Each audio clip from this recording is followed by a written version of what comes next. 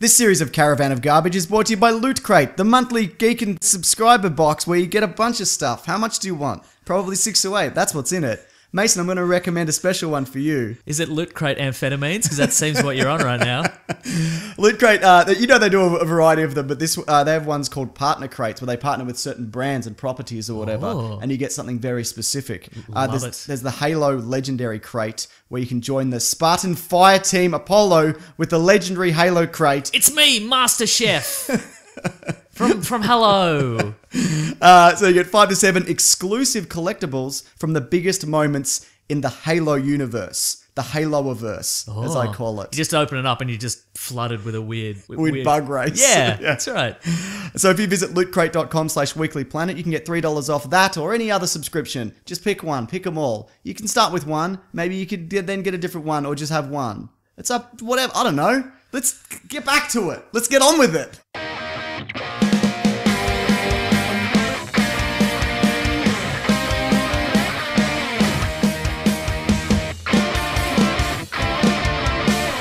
Welcome to the Weekly Planet's Caravan of Garbage, the show where we discuss a comic or a book or a movie or something like that might not be so great, but maybe it's really great, but it's not, generally. Today, Mason, yes, we're talking Justice League of America, 1997, CBS tally movie. Oh my goodness. Now, have you seen I've heard great things. Have you never seen it? No. Let me just say up top. I've imagined it a lot. Yeah, well, look, maybe keep it that way because this is probably one of the worst things. Great. Like, normally I'm like, oh, there's some redeeming qualities, you know, in whatever, but this is like so bad it makes you question why anybody kind of makes anything and what's the point. Does it seem, of entertainment? Do you watch it and you're like, did they do this for some complicated legal reason, like for copyright, or did they lose a dare? Yeah, it seems that way. And they were like, well, I could streak naked across this football field, or I could make the Justice League 1997 TV pilot. It's incredibly ill-informed for so many reasons. And partly because they just get the characters wrong from the get-go. So if you don't mind, just to kick this off, I'm going to give you a team member rundown. Love it. A bio. Here we go. Who's what, where's where. And if one of them is played by a really inappropriate actor, please let me know. Not a problem. Now let me just say straight up, there's no Superman, there's no Batman. Why would there be the two best characters? And sure, other characters have their merits. Everybody's character is somebody's favorite character, but you know what? Shut up. Let me give you one that definitely doesn't have any merit in this show, at least. I'm a bit of a fan of this character, but it doesn't work in here at all. Guy Gardner's Green Lantern. That's the version they went with. Now, he doesn't have red hair. He doesn't have a bowl cut. He just looks like regular, like a Hal Jordan-ish Green Lantern. The other thing is, he's a software salesman. You know, that makes sense, sure. Does it? No, not at all. Okay. But that was in 1997. That was like being a spy. That's true. Or an internet man. An internet man, Yeah, exactly. a Johnny Mnemonic. Yes. Yeah. So basically, like most of these... Jazz drives out the wazoo, you know what I mean? He has, like, definitively one of the shittiest costumes I've ever seen. It's like this faux leather, sleeveless, like, flight jacket. And it's like horrible, it's a horrible green color. And it's just over, like, a black spandex, and he's got, like, white leather gauntlet gloves. It's just horrendous. How's that Green Lantern ring, though? You know what? The Green Lantern effects aren't the worst for television. But here's the thing. His uniform... I'm sorry if you work in television, by the way. In 1997. Yeah. But the thing is, it just goes to show, like, how far we've come. Oh, I'm looking at this right now. It does not look good. Yeah. But here's the thing. Green Lantern's costume, where does it come from? His ring. It's a construct, right? Yeah, From his mind, and the ring manifests it. It's just a costume you see him stuffing it into a backpack at one point. Right. It's just, I don't understand it at all. So his character arc is his girlfriend hates him. Yep. Can't really argue with that. Okay, so we've got Ray Palmer as the Atom. Now he's a high school science teacher. Good just start. kind of okay. He's a nerd. He's just a standard nerd. There's nothing really appealing about him. Everybody on this team does seem kind of like a nerd. Sure. He also has one of the shittiest costumes I've ever seen. It's like a red leather gridiron outfit, just like the top bit. He's got some high pants, red leggings. That's right. Yeah. And again, it's just kind of over like a blue or a spandex. You know what I mean? This is what it all seems to be. It's like a terrible leather costume over a really ill-fitting spandex. We got Fire. Who's a struggling actress. She's got a storyline where she can't get a job as an actress. She dresses up as a banana for a commercial. Probably because she's setting things on fire all That the could time, be it, potentially. honestly. Sure. Her costume is terrible, but it's not as terrible. Because it's pretty much just the spandex. There's no weird leather on it. So it's not good, but like comparatively, it's better. And her subplot is David Krumholtz is following her around like a weird creep and hitting on her. The actor David Krumholtz? Yes, correct. Huh. Yeah, no, and he's like 15 years younger than her. Was this post 10 Things I Had About You or before? I think it was before. Okay, great. Yeah. So I think he's 20 and she's like 30, 35. We got Ice. Yep. You know, Fire we and couldn't Ice. have Fire without Ice. Correct. She's the newest member of the team. She works at like a science laboratory for weather. Ugh. Also, nerds. Also one of the shittiest costumes I've ever seen. Also, she has Guy Gardner's bowl cut. So I guess they couldn't give her both bowl cuts. So that's how that goes. Yeah. You know what they say? They broke the bowl after they made your haircut. We've got Barry Allen as the Flash, or Barry Allen's the Flash. Sure. Job status, unemployed. He's... What? Yeah. That's the one guy whose job I know. He's a forensic scientist. I know, but he is also the definitively worst character in this on every level. Like, he's just unpleasant, he's dumb, he's obnoxious, he's just a terrible bloke. And he's got a running joke about, I'm just an idiot who can't keep a job because I'm such an idiot. And that's his kind of thing. His MO. He's Mo. He's Mo, yeah. And the last member who I'll get to in a bit. Maybe I'll keep it secret till later, but let me tell you, it's a Justice League classic. Love the actor. Let's get to it later. Okay, sure. Sure. Okay, so one of the weirdest things about this is they all live together in the same apartment. Except for Ice, who's not a member of the team Not in a like a secret, like a moon base. They have a underwater base, but they live in just like a suburban apartment. They're all like 30 to 35 and they just kind of mill about together. It's kind of like Friends. It's kind of like Friends, but it's also shot documentary style. So we're following this story as it unfolds. And then it will cut to like Barry Allen being interviewed and he's like, I'm just a dude who loves football and bowling and hanging out and being cool or whatever. I had no idea this was part of that. What? Yeah, really? Yeah, it's like The Office. It's like The Office. It's like The Office. Wow. It's just as funny in no way. So look, it's a bold kind of storytelling device. It does not work on any level. Great. It just falls flat every time. So the villain is the Weather Wizard.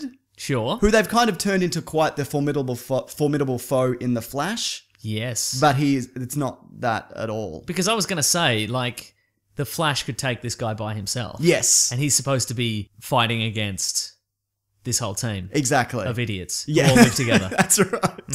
So every now and then, like during the... I guess it's a movie. Yeah. I guess technically it is. Was it intended to be a 2-hour it's a pilot for it's a TV pilot. series? Exactly. This actually never aired in the US. Good. But so every now and then, Weather Wizard will appear on this poorly composited TV screen that's kind of left of center in the middle of this building in the middle of the city. They're in New Metro. Not even a real fake DC city. That's right, exactly. God. And he'll just be like, you know what I'm going to do? I'm going to turn the weather and everybody's going to bow. And he's always like, give me $20 million. So he'll send like a hurricane and then the Flash does a thing where he runs around and it goes away. And then he sends a hailstorm and fire like melts it. So he's not, they're just kind of like, what is this? Who is it? Like, it's not really a threat. Nobody in the city seems bothered by it. They seem like the superhero equivalent of garbage men. That's like, right. Oh, all right, God, it's okay. It's hailstones. Okay, use your fire. It's fine. I'm looking at the back of the DVD cover and it does say, never before seen CBS TV pilot, ! Yeah, like, sell that's it on a good thing, right? Yeah. Yeah. So the weatherman is clearly Ice's boss, who works at the Weather Science Institute. Like, very clearly. They try to be like, well, maybe it's this guy or whatever, but it's clearly just the boss.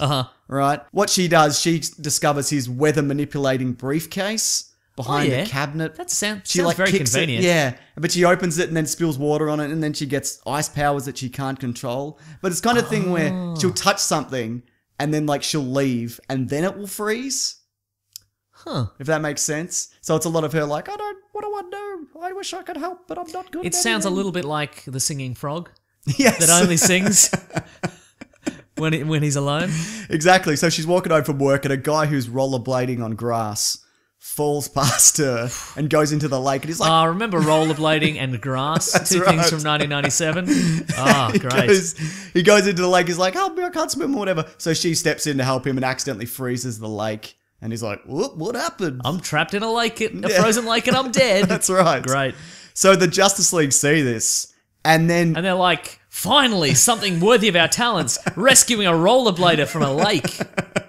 And what they do, they go to her house in the middle of the night and they kidnap Ice because they think she's the weather wizard. But what they do, they just put one of those surgical gas masks on her. Like the Flash doesn't like grab her and like whiz her to the secret whatever. They have like, I guess they have just a surgical mask they use for kidnapping. It's not even like a rag. A kidnapping mask. Sure, yeah. Yeah. Yeah. So, but they have to let her go because That's illegal. That's illegal, obviously. So she's like, was it a dream? What was it? I don't even know. So then she goes to the top of her building at work and she sees her boss. And he's got a giant 90s industrial grade video camera attached to a belt pointing to him when he's making demands as the weather wizard. That sounds like a recipe for falling off a building, if you ask me. But he doesn't have a mask on because he appears with like sunglasses and like a balaclava and a bandana. But what this TV does, or he must have a program that not only manipulates his voice, but puts in a real-time bandana over his head. It's very bizarre. You know what he could have done? He could have sold that for $20 million. Absolutely, he could have. It's like when you see a bad guy in a movie, like in the late 90s, and they're using something that looks clearly like an iPad before its time. You're exactly. like, just sell that. Exactly. Make a mint. But look, I know I shouldn't be too hard on these special effects because... Nah, do it. It's TV, and it's from the 90s. All right. But it's... Okay, some of the worst stuff is like the compositing shots of when Ray Palmer shrinks. It's clearly like a man on a green screen and they just kind of slap him on top of wherever he needs to be. There's a bit where he runs into a drain and saves a cat. There's a bit where he's inside a TV. He's trying to fix their home TV because they want to watch Touched by an Angel. That's a line in this. Is that a good cross-promotion? I checked it. That's a CBS show. Nice, so, great. Yeah. That took me back. I'm like, wow, Touched by an Angel. Haven't done that in a while. But the worst one is easily when they infiltrate the science museum party for the science expo or whatever. He's looking for information and he comes to an open door, but it's got lasers across it. So he shrinks so he can, I mean, they could have just locked the door, but they just put lasers. They're not like lasers that burn you. It's just an alarm. Oh, yeah. Mm-hmm. So he shrinks and then there's like 30 seconds where he just limbos under the bottom one, just back and forth. Maybe it's not 30 seconds, but it feels really long. And that's the thing, like every joke in this falls flat. There is not a half decent one among the many, many jokes that unfold. Can you remember I said there was a recurring joke of how the Flash, he can't get a job? Oh, yeah, sure, yeah. Like he gets a job as a mailman and he gets fired because he delivers all the mail. And they're like, well, we can't have that. So they fire him. That's satire. Yeah, I guess it is. Because in the 90s, people were really mad at the Postal Service. They certainly were. Postal Service quite slow when you think about it. And at this kind of science convention that they've infiltrated, he hits the waiter up for a job. He's like, hey, where can I maybe... Is he in his costume at the time? No, he's just in like a sport jacket and a t-shirt or whatever you wear in the 90s. And the waiter's like, aren't you a scientist? Because this is a science convention. Do you work here? Right. And he's like, oh no, I'm a scientist from a different building. And he says, I'm an archaeologist. That's the line he comes up with. I'm against this universe. Barry Allen's a man of science. I know. How dare they? I know. Why do that twist? I don't understand. It makes me angry, Mason, and it makes you angry in turn. Yeah. So meanwhile, David Krumholtz is just following Fire around, and he can't take the hint. She's like, seriously, can you just fuck off? And he's like, nah. Here's some earrings I bought from Paris once for a very special lady, and that's you, or whatever. And she's like, okay, thanks, or whatever. So she puts them on. That comes back into play later. What they do, then they grab Ice, and they're like, listen, you seem like a cool 90s chick. We're going to take you to our underwater base, and we're going to introduce you to our leader. Willingly this time. Willingly this time. We're gonna introduce you to our leader, Martian Manhunter. Oh, twist. Played by the great David Ogden Stiers, who I'm a big fan of. You know, I bloody love MASH. And I bloody love David Ogden Stiers. It's not the worst costume in the show. All right, sure. His head it's like a wide version of the mask. Yeah, the head. okay, But here's the thing, like... Does he look great in his classic underwater lair? The Martian Manhunter's always his trademark underwater lair. That's right. The perfect character for an underwater lair, I think. So, but critics said that they felt that Steers' weight affected his portrayal of the character. And at first I'm like, oh, he doesn't know, he looks alright. But then he turns side on and you're like, oh, dear. Look, man, I'm a big David Ogden Stiers fan. You know that. It hurts me to say that. I'm a bloody Oggo, mate, from way back. But, Yeah. but it's not the worst costume. Also, he doesn't do anything. Sure. I'll get to that in a minute. Great. So Ice, they're trying to teach Ice how to use her power, and she's like, I can't, I wish I could, but I can't, I'm terrible at this. I wish I was a hero, but I can't, or whatever. Krumholtz is still bloody at it. I think she's going to learn a valuable lesson. Maybe by she the will, end. Mason. Yep. So Krumholtz then sees the Justice League on TV, and he recognizes his earrings on fire. So he goes to her and he's like, you're clearly fire because she doesn't wear a mask, and also you look exactly like her. Yep, Not to mention you sound the same. And she's like, well, I tell you what, that's definitely not the case. And he's like, well, listen, the only way that you could prove that you're not is if fire walks through the door. And then Martian Manhunter shapeshifts. This is the one thing he does. Oh, yes. And he walks in and he's like, did somebody say fire? And she's like, oh, that's right, because I'm friends with fire, and I lent her the earrings that you gave me. And he's like, well, that's good enough for me, I guess. Yeah. So really convoluted. Imagine if the characters on Friends had shape-shifting powers. I know, right? How amazing would that have been? What if Ross could be Joey? Yeah. We were on a break, but then Joey transformed into Gunther. I don't know. So Weather Wizard mounts a final attack on the city. He starts by firing a laser into the Justice League's... That's not weather-based. I don't know what to tell you. Also, you never see where it comes from. It just kind of comes from the sky. Probably a cloud. Probably a cloud. Okay, I'll give him this one because it came from a cloud. So, as like the building's heating up, and so Green Lantern's like, we got to get out of here. So what he does, he physically grabs a, what's it called, a bloody crowbar, and he goes to crowbar the door. Like, he doesn't make one or use like a big kind of, I don't know, like a jack or something Jaws to open of the life? door. Nothing. Wow. He grabs an actual crowbar and tries to pry the door open. They get out because they did a thing that the TV guy taught them earlier about using gum and electricity or something. Oh, yeah. I don't know. It's not important. So the Green So far, they haven't used a lot of their superhuman superpowers. Well, you're about to see some, Oh. Mason. Green Lantern. And look, if you're listening to the audio version of this, I recommend you go and watch the video one on my YouTube channel. Because Green Lantern flies to meet the Weather Wizard. And what he does, he's just got like a green stick and it's got like rotor blades on the top. So he looks like Mary Poppins. He doesn't cover himself in like a green bubble or even just make himself Make a green fly. jet plane. Nah.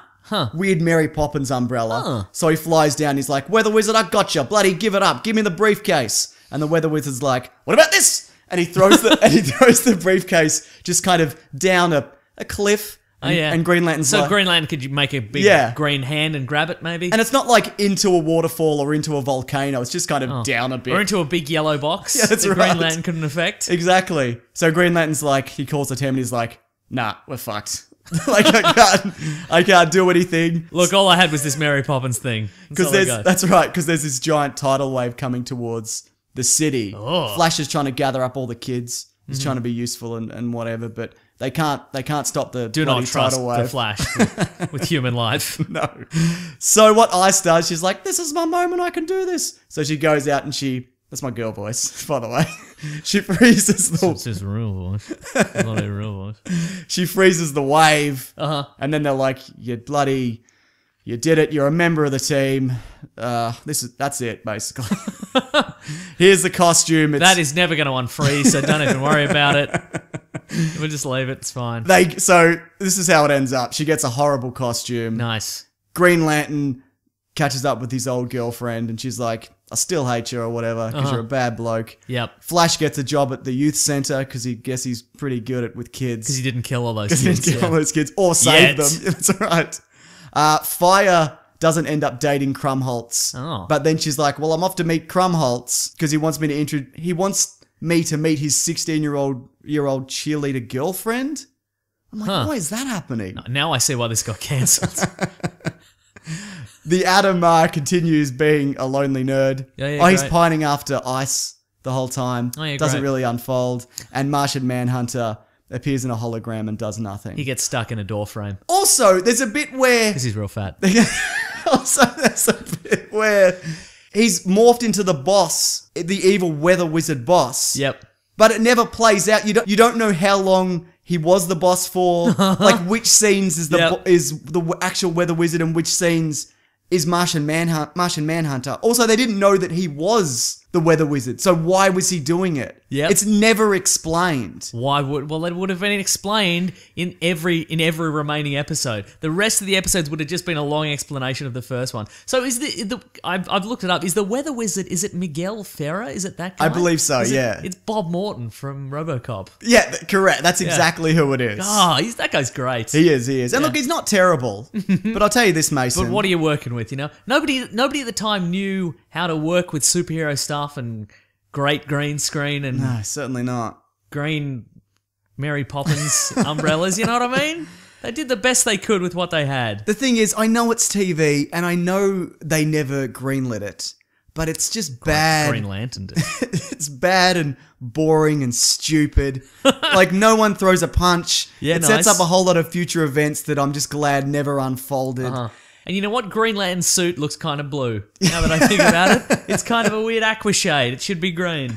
In summary, Yes. I know we're normally like, we did Steel or whatever. We're like, yeah, maybe some of these are like, give it a look. You don't need this in your life. Maybe watch the trailer. Or Yeah, maybe watch the video. maybe watch that the you video. literally may be watching now. It's well over an hour as well. It's maybe an hour and 20. That's Like, there's some length to it, Mason. And you feel every second of it.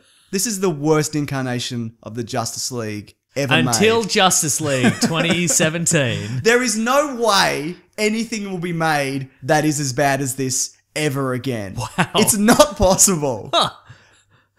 It's kind of great, though. Yeah, no, absolutely. Not even, even fan films are better now. I Oh, yeah, feel. definitely. Yeah. Definitely. Anyway, I've been Mr. Sunday Movies. I've been Nick Mason. It's my real name. You can find him at Twitter also. I'm both of us. at Wikipedia Brown on the Twitters. And I'm at what I said on Twitter. Yeah, nice. Thanks for listening, guys. See you guys. Grab that jam. We'll see you again.